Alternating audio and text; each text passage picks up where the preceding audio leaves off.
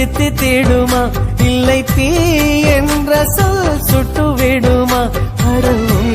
பேரை இங்கு நான் சொல்வதால் பூ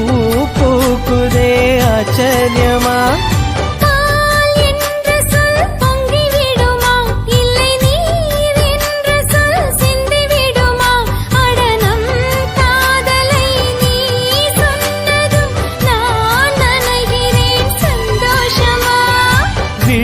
கடிதம் போடும் அதை இதயம் படித்து ரசிக்கும் இது மௌன ராகமா மயக்க வேதமா காதல் கேள்வி கேட்கும்